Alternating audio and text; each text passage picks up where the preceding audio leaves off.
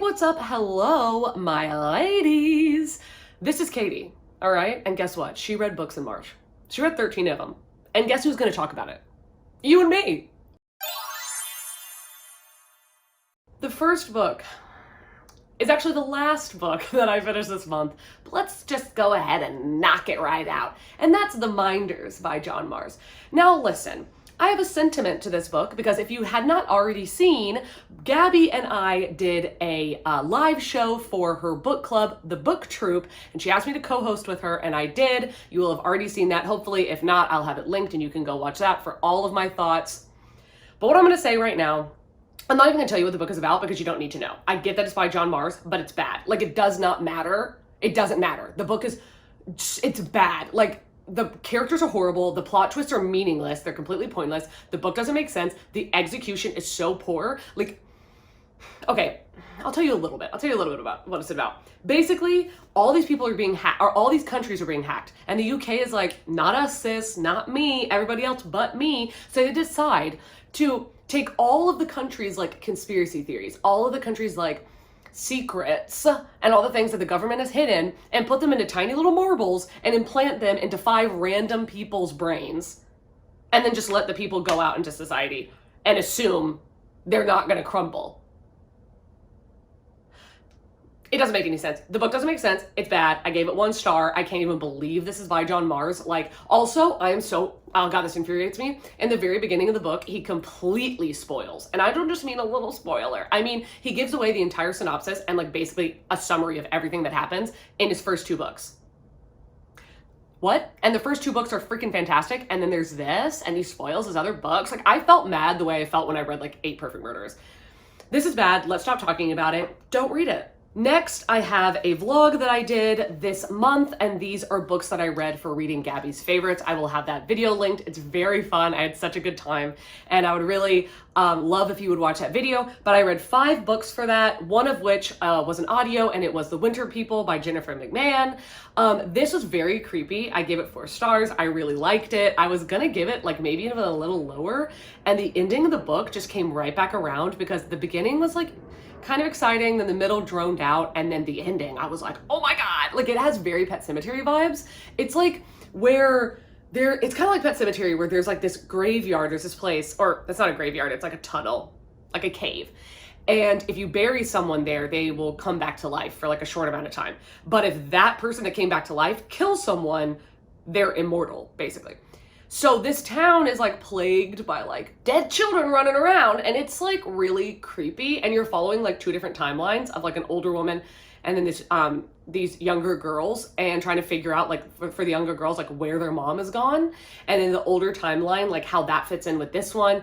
And I don't want to give too much of it away because I feel like the things that really gripped me in the story are spoilers, but very Pet Sematary, very eerie, very good. Jennifer McMahon's writing is so good, and I know that Gabby picked another one of her books for one of the book club choices for her, or the book troops choices for her book club, and I'm absolutely gonna read another book by the same author. Oh, and the other audiobook that I read for reading Gabby's favorites was Anxious People by Frederick Bachman. 5 out of 5 stars, absolutely phenomenal. I'd never read a Frederick Bachman book before, and good God, was it fantastic. The writing is so relatable. Like, I thought it was gonna be too poetic, too flowery, too purple, because he's so, like, known as being so prolific, and I was like, absolutely not. It's so good. So this is basically following a group of characters that during a robbery, not a bank robbery. It's following these characters during a robbery and how they react, and then also how they react to having sympathy for the robber and them kind of banding together to get out of the situation, but to make sure that like everyone gets out of the situation. And it's a test of like, there's a lot of talk about anxiety and depression and how different people deal with anxiety and depression, how different people internalize different things and relationships and how it shapes them. And all of the stories of all these different people are intertwined in some way. And it is just beautiful. It's so beautiful. I cried reading this book. Like, if you want to see me shed many tears, go watch the Gabby's Favorites video because your girl was crying. One of the physical books I read for that video was The Midnight Library by Matt Haig. I ended up giving this 3 stars, even though the chapters are incredibly short, and this will pull you out of a reading slump. Like, I think I read this physically in like 2 days, which is crazy for me. But it just wasn't for me. This is not the kind of thing I like to read about, but this, if you like Henry's storyline in The Invisible Life of Addie LaRue, you'll really like this because they're very similar. So this is about a girl who is suffering with a lot of depression, and her life is horrible. Like, her life is terrible. Like, sis, it's bad. So she decides that she wants to kill herself. But when she does, when she takes an overdose, when she's like on the brink of life and death, she wakes up in this library, the Midnight Library. And there is a woman there that like was one of her, it's like an old librarian. Yeah, old librarian. That there's all these books, and she says all of these books are regrets that you have, like something that you could have done differently and your life would have turned out different. Tell me one thing you wish you had done differently. I'll pick up the book and you can see what your life would have been.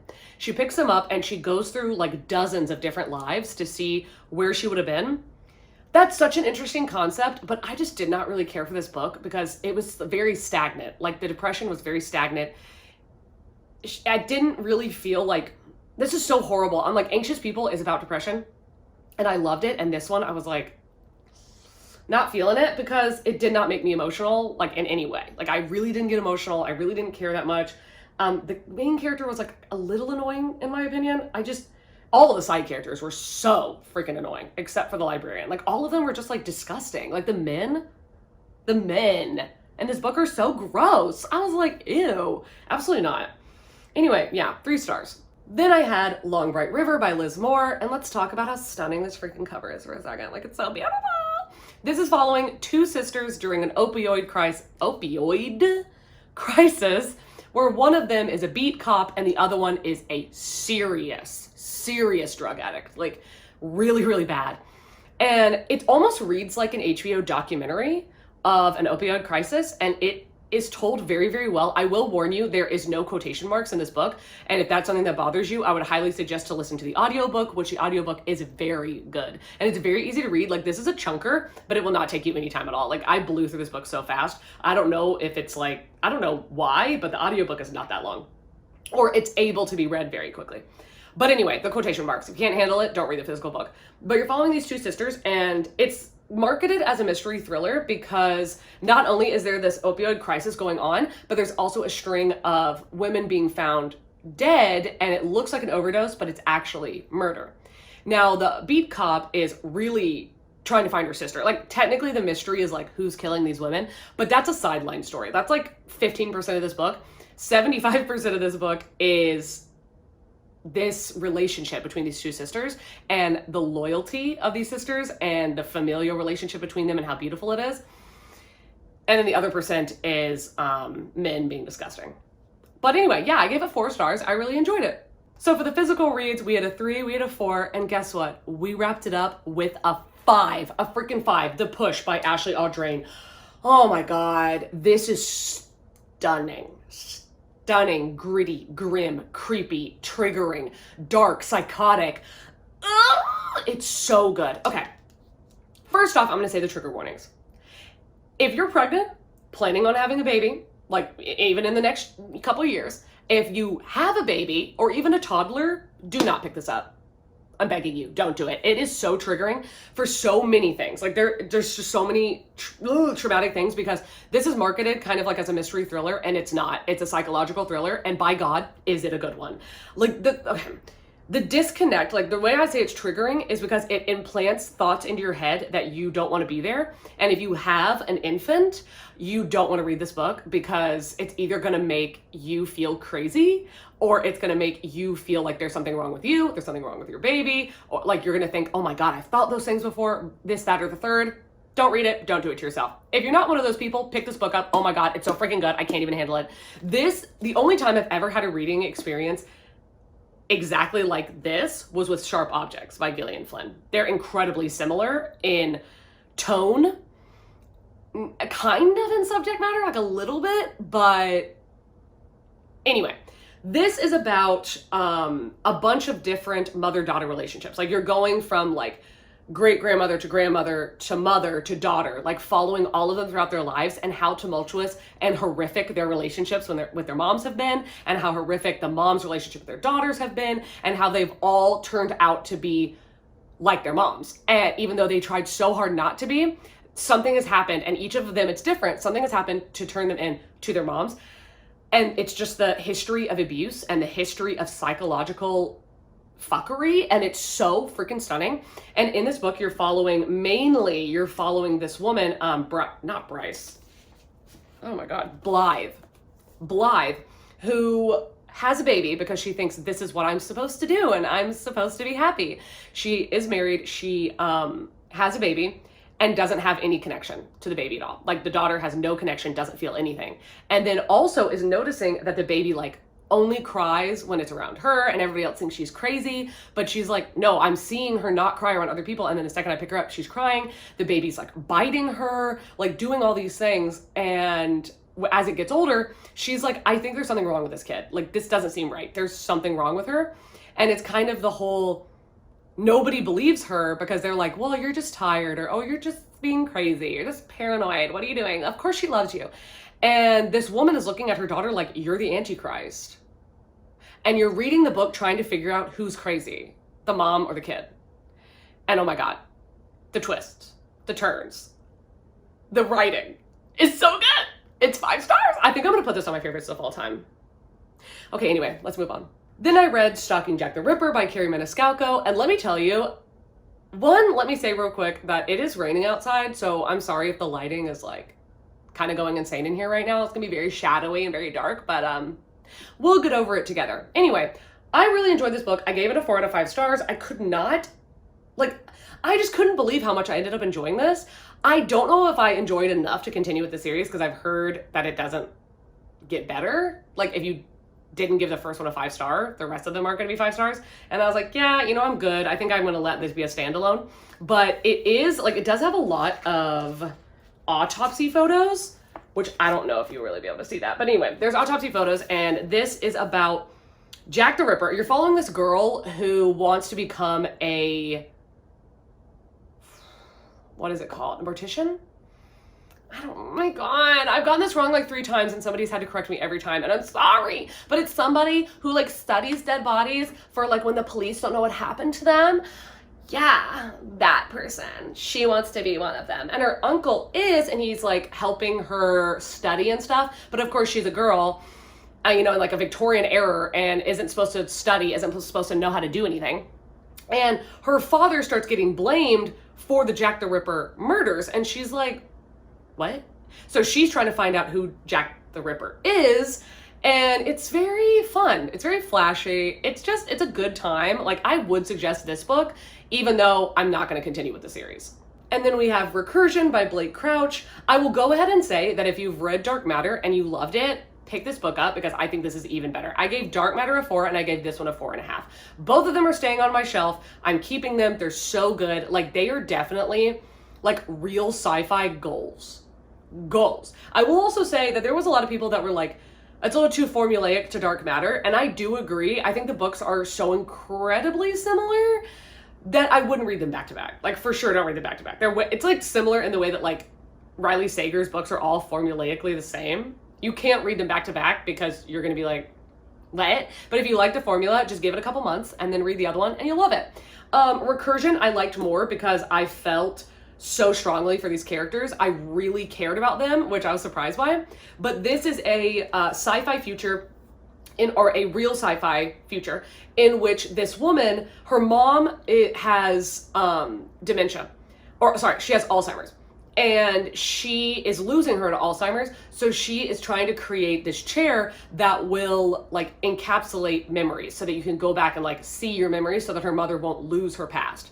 But of course, she like then decides, oh, I want to be able to like capture someone's whole memory. But the government is like, oh, that's cool. We're going to fund your research. And then of course, like steals all the science and creates like the ability to take someone's memory and then implant them like back in time or in different places, like take them and then put them like at a different point in time. And the government sorry, there's like people that are trying to change history and change things, and are basically all these different countries are trying to create these chairs so that they can dominate the world and they can be the ones who win this big World War III, basically.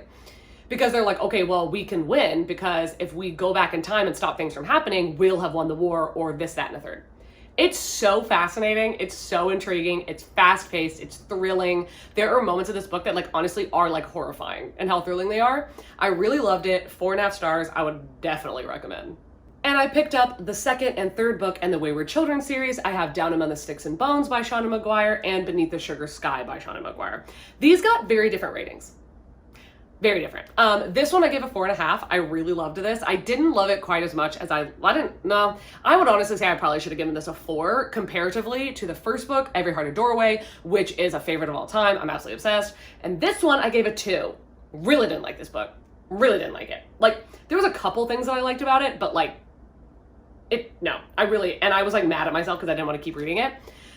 If you don't know what the Wayward Children books are about, it's about these children who find doors to magical worlds that are perfect for them, but they're really messed up. Like, if you look at the cover of this book, yeah, this is a world a kid decides is perfect for them, where another kid decides this one's perfect. You know, we're all different. Hey, I like these kind of worlds so much better. This world, I found annoying, didn't like it. I like the logic and reason and the dark, the underworlds, netherworlds, trenches, the whole bit. That's for me. But these kids go into these worlds, they're super messed up, and if they happen to like get exiled, booted out, they decide to leave, whatever, they come back to our world, but they can't cope because it's not made for them. They were made for this other world, and they've acclimated to that other world. So when they come back, they find themselves going to Eleanor West's Home for Wayward Children to try to readapt into society. This book is following Jack and Jill, who is Jacqueline and Jillian, who are kind of like, it's like a Frankenstein and Dracula retelling, and it's so good. It's so good. Like, I'm obsessed. This is so grim and weird and dark. And if you read the first book, you already know what's going to happen in this book because they summarize it in the first book, but it's worth it. It's worth it. I know a lot of people don't like it because you already know what's going to happen, but I didn't have a problem with that. Shockingly, I loved basically every single second of it. This one, Sumi in the first book is one of my favorite characters, and this is following her daughter Rinny, and I did not like her. I didn't really even care about the new character who you're following the eyes of, the POV, Cora. She was just really boring, and I didn't care. We didn't have Sumi in the book. We didn't have Jack. We didn't have Jill.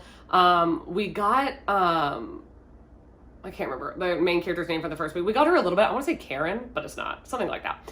We got her for like a freaking hot second, and Cade is always amazing. Christian's pretty cool, but I just did not care about the world. I didn't care about the two new girls. They were just frustrating, and I didn't care. So I'm gonna pick up the fourth book, which I've heard is a logic and reason world. So that's gonna be more my vibe, I'm assuming. But I'm gonna pick that one up. It's called In an Absent Dream. That is gonna be on my TBR for April. Okay, so for a couple audiobooks that I listened to this month, I listened to Leave the World Behind, and I didn't like it. Like, the beginning sounds so intriguing, and you're kind of hooked. Like, you're like, oh, okay, like, what's happening? And then you keep feeling that way the whole book, and then at the ending is freaking horrible. Nothing is resolved. Nothing. Point blank, period. Don't bother. Don't pick it up. If you want a book with the same concept that's done well, read The Cabinet at the End of the World. Because The Cabinet at the End of the World is like the successful older sister who went to college, and then Leave the World Behind is like the freaking brother that just got on drugs and was like, but I'm a baby. Don't you love me? And the mom is like, yeah, I definitely love you the same. What am I talking about? Anyway, Leave the World Behind. What is it about? Oh, fun question. Glad you have questions. Glad you're asking. Stay interested. Leave the World Behind is where this family is in like kind of like a cabin in this house in the woods in New York, and they're having a gay old time. And then two people show up on their doorstep and are like, we own this house, because they were renting it. They're like, we own this house. Can we stay the night? And they're like, no. But it's like, oh, there's all these power outages going on in New York. We need to come in. And they seem like they know something, and the family doesn't know anything. So it's like this weird suspense. But again, nothing happens. Like, it's literally insane. Like, it's like all these like there's like a noise that everybody hears, and then all of a sudden like their teeth start falling out. It's just, I feel like I'm selling it to you, and I'm not trying to sell it to you. It's not good. It's not a good book, and it also made literally 0 sense. Another audiobook that I'm going to count because I listened to like 67% of it, but I did DNF it, is Her Body and Other Parties by Carrie... Shit. The woman who wrote In the Dream House. Sorry. I did not like Her Body and Other Parties. I didn't. I thought that the concept sounded really cool. The cover's absolutely stunning. I love the title of the book, and it's a short story collection, which I did not realize that going in, which is my bad, but it's a short story collection about like the domestic and sexual, physical, mental abuse that women suffer because of men, especially sexual abuse. And I liked the pandemic storyline, or the pandemic story. I thought that one was really good, or was good. The SVU one, like, she took a joke and then made it last for like 2 hours. I was like, are we still talking about Law & Order SVU right now? Good God. Like, I love Law & Order SVU, but like, girl, like, move on. Are you kidding me? Anyway, I didn't understand this book at all. I think other people will really love it. Like, I would never not recommend it to people because it is so, it's not for me. It made me feel dumb because I didn't understand what was happening. Like, it was kind of like how in This Is How You Lose the Time War, I just didn't understand any of the concepts that were being talked about. And in this book, I felt very similarly, where the chapter would end and I'd be like, I don't understand anything that just happened. So for me, it's a DNF, but for you, maybe it's a 5-star, I don't know. The last audiobook and the last book is Act Your Age, Eve Brown by Talia Hibbert. And oh my God, I freaking loved it. And I'm so excited that I loved it because the first one, Get a Life, Chloe Brown, I gave 5 stars. The second one, Take a Hint, Danny Brown, I gave 3 stars. And this one, I gave 4.5 stars. I freaking loved it. It was so cute. God bless. Like, I'm definitely going to reread the first and the third book. I'll probably give the second one another reread too at some point. But I'm going to reread it because I just fell so hard for these characters. You're following Eve Brown, which is the youngest and most irresponsible of the 3 Brown sisters. And her parents are like, you can't keep a job. You're just spending money. You're not doing anything. You're not going to school. You need to shape up or ship out. Like, we're not going to give you any more money unless you keep a job for 2 months. Like, you need to get your shit together. So she's like, okay, fine then. Bye. And decides that she's going to go prove herself to be an adult. She drives by a bed and breakfast that says that they're in need of a chef. And she's like, me? And they're like, are you a chef? And she's like, I'm sure I could figure it out. Which is hilarious. And it's owned by a guy named Jacob, who is like so frosty, like such a hard exterior, always in control, always like, no, things need to be like this, things need to be like this. And then Eve is like super sunny, it's the most sunny disposition, super optimistic, always singing, wearing bright colors. And oh my God, do opposites attract? Oh, it's so, the romance, it's so good. It's so good. It's steamy. And like, for me, the intellectual romance between them, like the fact that like the thing that turns them on about the other person is who they are as a person and how weird they are, was like everything to me. Like, oh my God, I freaking loved it. Talia Hibbert, like, honestly can't do wrong. Like, she's an icon. Talia Hibbert is like blessing us with her romantic whimsies, and I'm just glad to be here. Okay, that's it. Thank you so much for watching. I hope that you enjoyed this. Even though I didn't enjoy a bunch of the books that I read this month, there were still a couple others that were a big success. So let me know what you want to see me read in April, what you want to see me do reading vlogs for. If you want to follow me on Goodreads or Instagram, they will be linked down below. If you want to subscribe to this channel, that would be freaking sick. And other than that, I will see you soon in a video coming soon. Bye.